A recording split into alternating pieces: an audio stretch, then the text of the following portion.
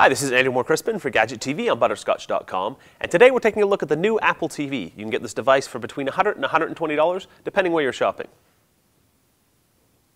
Now, as you can see, it is a very, very tiny device. If I put my hands in here for context, comes with this aluminum-clad remote in the box. A couple buttons here: menu, play, directional pad here for navigation, and an action button on the top here. Now let's take a look at the device itself. If we take a quick look on the back here, you can see that we have a power connection. We have an HDMI port here. Right underneath that we have a USB, a micro B USB port. Not sure what that's going to be used for yet. We have an optical audio connection here and a megabit Ethernet connection.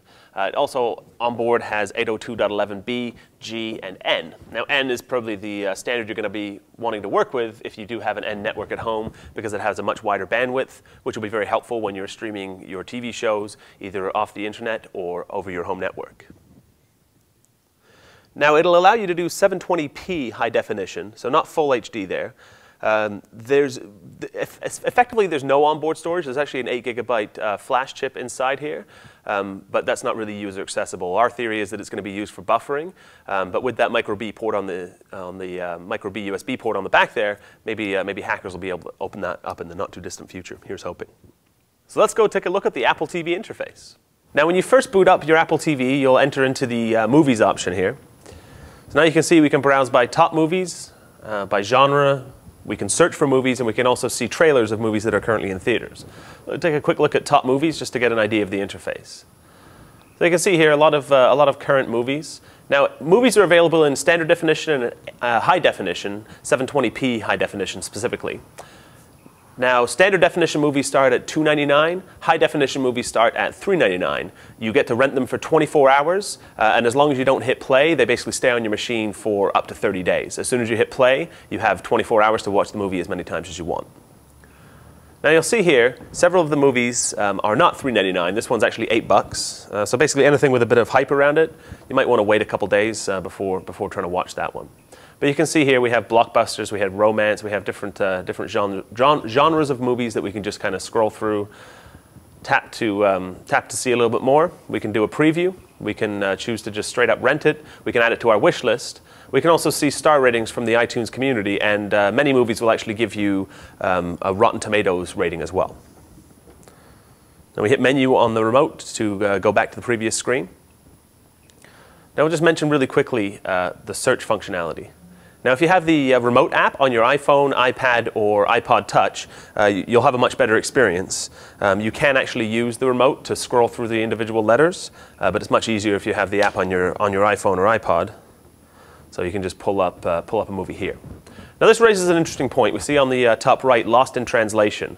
Now, if you have a Netflix account, which is supported through the Apple TV, you would be advised to check that the movie you want to view is not actually available on Netflix before you pony up the $3.99 minimum to view a movie in HD on your Apple TV. So Lost in Translation, for example, is available on Netflix, as are a few of the other movies that you'll see in here.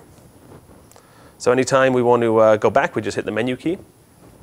Now let's have a quick look at the TV shows interface. Now you can see here we have top TV shows broken down by genre, we have broken down by network, and again we can do a quick search.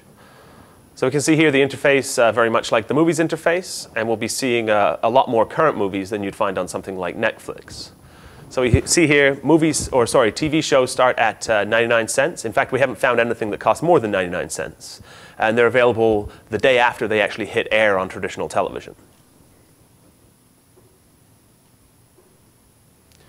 Now, if we go over to internet, this is where things start to get a little bit more interesting, in my opinion. So we have access to our Netflix account. So we can see our suggestions here, anything we've recently watched. Don't ask why I was watching Far Cry. We can see different movie genres, TV genres. We can view new arrivals, and again, we can do a quick search. So just to really bring the point home, if we do a quick search for Lost here, I'm going to use the remote in this case. So we can see here, included with our subscription, second from the top, Lost in Translation. So if we'd have paid for that, we'd probably be a little bit upset right now. Now we can also view YouTube videos. We can download podcasts. We can view our MobileMe photo galleries, our Flickr photo galleries, and we can also listen to internet radio. So you can see here, broken down by genre, tap a category to enter in, and see what stations are available in here. And these will all be streaming straight to your TV. Now, important to note, the sound quality does vary quite a lot with these internet radio stations. Once you find a couple that you like, you'd be well advised to bookmark them. Now we can go over to computers. We have to jump through a few hoops in order to add our iTunes library from our computer to our Apple TV. But you can see here, this is my MacBook, which is sitting out of the shot. We can listen to any of the music that we have on our Mac or PC, provided we're using iTunes 10.0 or better. We can view any of our movies. We can view any of our TV shows. We can listen and view our podcasts. If we have iTunes U queues, we can look at those, and we can also see our iPhoto photo galleries. Now, it's important to note, in movies and TV shows and music, like I mentioned, this is anything that you have added to your iTunes library. So as long as it's converted to play within iTunes, you can watch it using this interface here.